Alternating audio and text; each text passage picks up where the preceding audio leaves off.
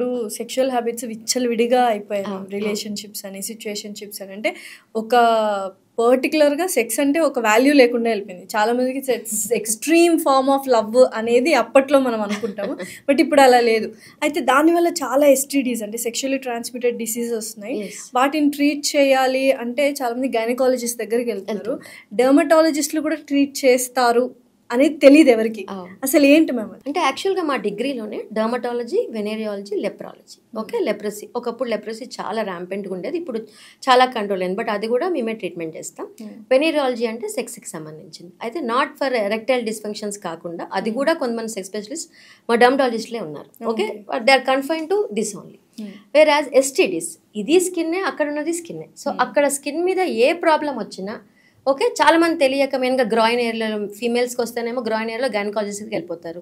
అక్కడ ఏమైనా పుండ్లు పొక్కులు ఏమైనా వస్తే సర్జన్స్ దగ్గరికి వెళ్ళిపోతారు మెన్ అయితే కనుక. బట్ ఈ రెండు ట్రీట్ చేసేది STD, especially sexually transmitted diseases, genital ఏరియాలో వచ్చే స్కిన్ ప్రాబ్లమ్స్ అన్ని ట్రీట్ చేసేది డర్మటాలజిస్ట్. అండ్ ఈ విచ్చలవిడితనం ఆఫ్ సెక్స్ చాలా ఎక్కువ అయిపోయి పెళ్లిగాని ఆడపిల్లలు, మగపిల్లలు జెనైటల్ వార్డ్స్ అనుకోండి, హెర్పిస్ సింప్లెక్స్ అనుకోండి, రకరకాల ఎస్టీడీస్తో వస్తున్నారు. చాలా అంటే they have the lot of guilt, lot of pain, భరించలేని నొప్పి ఉంటుంది ఈ హెర్పిస్ అన్న ప్రాబ్లంలో.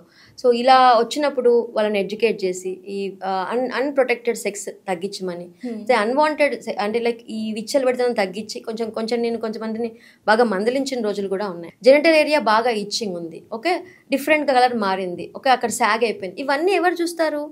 డర్మటాలజిస్ట్ చూస్తారు. ఓకే, సో అది ఆల్రెడీ ఇలా ఒక ప్రాబ్లం ఉన్నప్పుడు better not to meet a third person. ఇప్పుడు ఏమవుతుందంటే భార్యాభర్తలు ఇద్దరిలో ఒక్కళ్ళు తప్పు చేసినా భార్య కూడా ఎఫెక్ట్ అవ్వాలి. ఓకే, సో భార్య పాపం తప్పు చేయదు, ఓకే, భర్త తప్పు చేసినాడని తెలియదు. ఈ ప్రాబ్లం వచ్చాక నాకు ఎందుకు వచ్చింది డాక్టర్ అంటారు. భార్యకి చాలా బాడీలో వీక్నెస్ ఉంటుంది, సో అందుకని తొందరగా ఈ అమ్మాయి క్యాచప్ చేసింది, ఆ గాడిద క్యాచప్ చేయలేదు.